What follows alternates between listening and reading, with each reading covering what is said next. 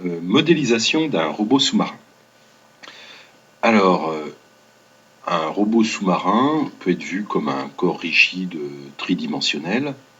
Alors ici, on va plutôt utiliser, on se base sur le Raidermore, qui est un des robots fabriqués par le GESMA, un robot sous-marin, un chasseur de mines, qui a pour objectif de détecter et classifier des mines posées au fond de l'océan. Le GESMA, basé à Brest, possédait un Raidermore. Alors maintenant, il est remplacé par un autre robot, Dorad, mais ce robot est toujours visible au GESMA. Alors, il possède un système de propulsion, enfin, il a des propulseurs qui lui permettent, et des gouvernes qui lui permettent de s'orienter. Et c'est celui-là qu'on va chercher à modéliser de façon cinématique. Alors, pour cela, on va avoir le repère du monde R0, donc d'origine I0, et puis les trois vecteurs de la base canonique, qui souvent est posé à la surface de l'océan. Alors dans les conventions, I0 indique le nord, J0 l'est, et le vecteur K0 de profondeur est orienté vers le centre de la Terre. Les coordonnées sont notées Px, Py, Pz, et il va être, on peut aussi le repérer par ces trois angles de l'air, Phi, θ, Psi, qui correspondent respectivement à la gîte, l'assiette et le cap. Alors, on suppose que, au niveau de notre modélisation, qu'on peut agir sur l'angle de roulis ou de gîte, sur le tangage. Alors, le tangage, c'est l'angle d'assiette. Donc, le tangage, normalement, c'est la dérivée de l'angle d'assiette. Et le lacet, c'est-à-dire la dérivée de l'angle de cap. Plus précisément, on peut agir sur la vitesse, donc l'accélération, on peut commander l'accélération, et la dérivée des trois angles de l'air. Donc ça, c'est ce qui est considéré comme entrée de notre système. Alors, on nous demande de trouver un modèle cinématique pour ce système. Alors pour commencer, on va essayer de réfléchir par rapport à la matrice de... Alors, les variables d'état de notre système. Bon, les variables d'état de notre système, ça va être la position P. Alors P, la position du centre de gravité, qui va être repérée par Px, Py et Pz. Alors ça, c'est une des variables d'état. On va avoir aussi la vitesse du véhicule. Alors la vitesse, uniquement la vitesse suivant l'axe du véhicule, donc que je vais appeler V. Alors V, c'est pas un vecteur ici, c'est juste la vitesse d'avance du véhicule. Et enfin, les trois angles de l'air, on va l'appeler psi, θ et phi. Alors psi, c'est pour le cap. θ, c'est pour l'assiette. Et phi pour la gîte. Voilà. Donc au final, le vecteur d'état qu'on peut appeler x ici, c'est un vecteur de R7. On a 7 variables d'état. Alors, je rappelle que pour obtenir des équations d'état, il va falloir exprimer une relation du type x point est égal à une fonction de x et de y. Donc, on va déjà devoir calculer les dérivées pour Px, Py, Pz pour V, alors pour Px, pour Py, pour Pz, pour V, pour phi, θ et psi, en fonction de ces variables d'état elles-mêmes, mais aussi en fonction des entrées qui ont été définies dans l'énoncé. Alors, commençons par P point. P point, comment est-ce qu'on va l'obtenir? Alors ça, je vais essayer de redéfinir Bon, je vais redessiner un véhicule. Alors le véhicule, je vais le représenter comme ça, de façon triangulaire. Hein. Hop. En 3D, c'est un véhicule tridimensionnel, je le représente de façon comme ça en 3D. Et ce vecteur, il peut avoir ici, je vais appeler I, donc I1. Ensuite, ici, je vais avoir, suivant la droite, je vais avoir le vecteur J1. Et ici, le vecteur K1 qui donne l'orientation de mon véhicule. Alors là, il est orienté vers le bas, mais ce n'est pas toujours le cas. Bon, maintenant, en ce qui concerne le repère absolu. Le repère absolu, il est posé à la surface de l'océan, donc je vais le représenter ici. Ici, je vais avoir alors on va dire que je vais avoir mes vecteurs I0, J0 et K0 qui sont à la surface. K0. Alors là, bon, je vais peut-être dessiner la mer comme ça pour montrer que c'est à la surface, mais peu importe. Maintenant, ce repère-là définit un repère R1 et le repère du montre définit un repère R0. Et je reviens à mon problème, comment exprimer P point? Eh bien, P point, forcément, correspond à la vitesse de mon véhicule dans le sens de la trajectoire. Or, le véhicule, bon, il a des gouvernes et il se déplace de façon non holonome suivant I1. Bien sûr, il peut tourner, mais à l'instant T, il se déplace dans le sens du véhicule. Il ne peut pas marcher en crabe, si vous voulez. Donc ici, on va dire que c'est égal au vecteur vitesse V fois I1. Forcément.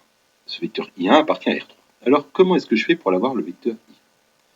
Je reviens à l'expression de ma matrice de l'air. Ma matrice de l'air, c'est le produit de trois éléments qui sont donnés ici. Donc, une matrice suivant psi, multipliée par une matrice suivant θ, une matrice suivant phi. Et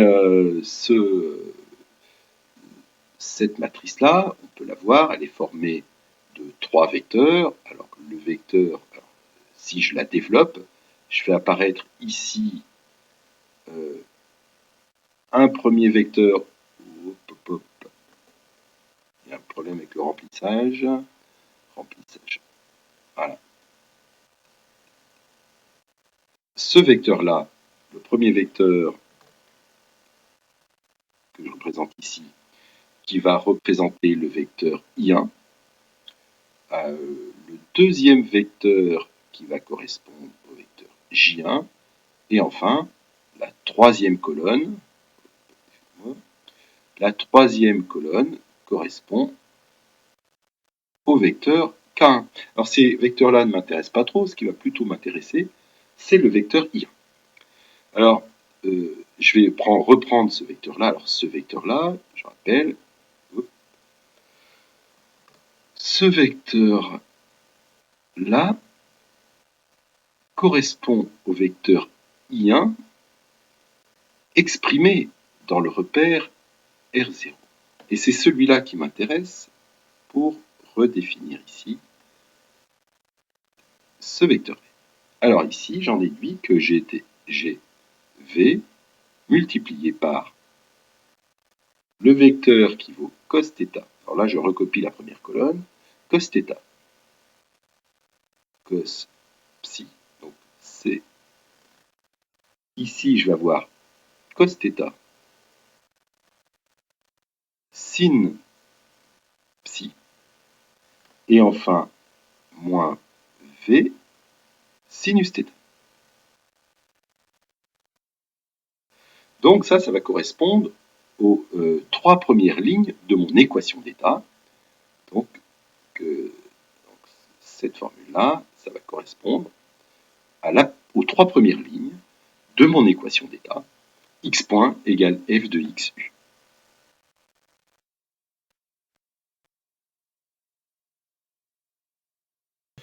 Donc, récapitulons. Nous avons cette variable d'état, px,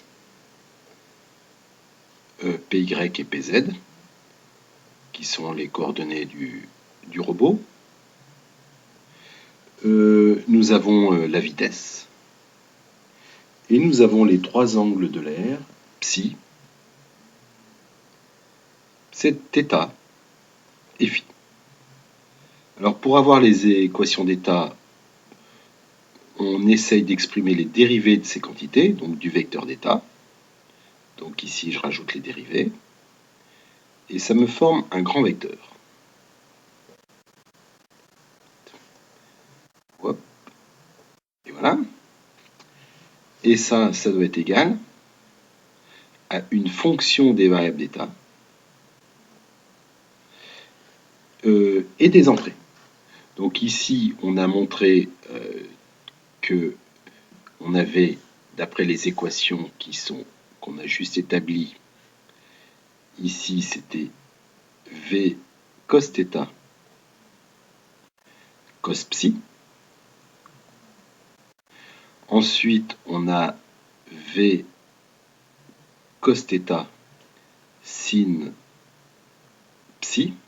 Alors là, je suis en train de recopier les équations qui sont là, celle-là et celle-là, puis je vais recopier la troisième équation, et je vais obtenir Pz égale moins V sin θ. Voilà. Alors, il m'en reste d'autres à établir, qui sont ces dernières. Alors, je rappelle que d'après l'énoncé, les entrées sont U1, U2, U3, qui correspondent alors ici à l'accélération et aux vitesses angulaires, oméga Y, oméga Z, oméga X. Donc déjà, celle-là, je vais pouvoir la recopier en disant tout simplement qu'ici, je me retrouve avec U1. Il me reste à obtenir les trois dernières. Alors pour les trois dernières, je vais utiliser les équations de la centrale inertielle qui avaient été établies dans le cours et qui sont rappelées ici.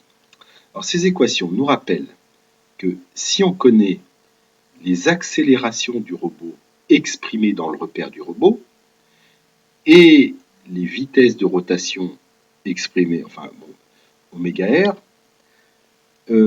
alors on peut en déduire d'après ces équations d'état, en les intégrant, on peut obtenir une estimation pour la position, pour la vitesse et pour les trois angles de l'air, phi θ psi. Ces quantités AR et oméga r sont mesurées à la fois par des accéléromètres et par les gyros. Donc, on va essayer d'utiliser ces équations pour retrouver celles qui nous intéressent. Alors, celles qui vont nous intéresser ici, c'est les dernières, c'est celles-là. Sauf qu'ici, dans notre contexte, oméga r, alors, oméga r, alors, je rectifie, voilà, hop. Oméga r, dans notre contexte, c'est les vitesses de rotation. Alors là, je regarde à nouveau dans l'énoncé, et les vitesses de rotation, celui-là, c'est un vecteur de dimension 3, qui sont données par, alors ici, on se rend bien compte, oméga x c'est U4, puis U2, puis U3. Alors, U4, U2, puis U3. Donc je vais effectuer cette multiplication matricielle de cette matrice-là par cette matrice-là pour venir compléter mes équations d'état que nous avions ici. Alors, V point égale U1, maintenant en faisant le produit matriciel, je me retrouve ici avec sinus de phi divisé par cosinus θ, U2 plus cosinus phi sur cosinus θ multiplié par U3. Alors, la quantité que vous voyez ici, alors cette quantité-là que vous voyez ici, on la retrouve bien évidemment ici, et elle se retrouve multipliée par U2, que vous voyez là, et qu'on retrouve là. Donc on a vraiment fait une multiplication matricielle. On a écrit la première composante scalaire de cette équation matricielle. Je continue. Θ point. Alors, je fais pour la deuxième ligne, que voici ici. La deuxième ligne nous donne, alors, θ point égale cos phi multiplié par U2 plus, enfin c'est plutôt moins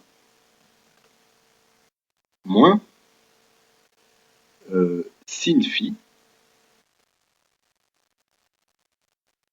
multiplié par U3 du fait de la deuxième équation.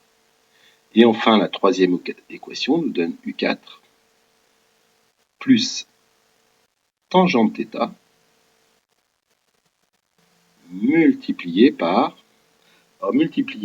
sin phi U2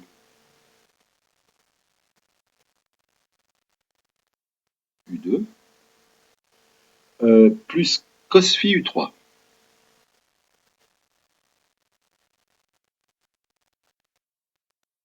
Alors, ce qu'on peut remarquer ici, c'est en effet le 1 que vous voyez ici se retrouve multiplié par la troisième composante d'oméga 3, par la première composante de oméga R, qui correspond à U4. Ce qui explique pourquoi le U4 se retrouve ici. Maintenant, ce qui concerne le tangente θ. Le tangente θ, il a été mis en facteur. Pourquoi? Parce qu'il se retrouve à la fois ici et à la fois là. Donc on retrouve bien le sinus phi multiplié par la deuxième composante d'oméga R, donc U2, puis le cos phi fois U3, ce qu'on retrouve ici dans cette équation-là.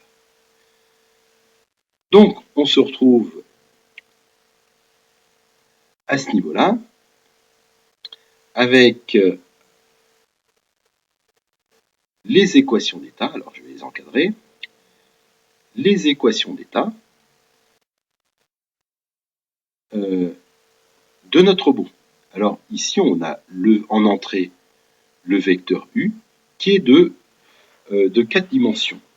Alors on a les variations, donc les variations des angles de l'air, U1, U2, U3. Le quatrième qui se retrouve ici, alors on l'a mis en dernier parce qu'il correspond à la variation de l'angle de roulis, et en pratique il n'intervient pas parce que le robot est lesté et il se retrouve naturellement à l'horizontale. En tout cas, on se retrouve avec un système où apparaissent les dérivés des variables d'état en fonction des variables d'état elles-mêmes et des entrées U1 jusqu'à U4.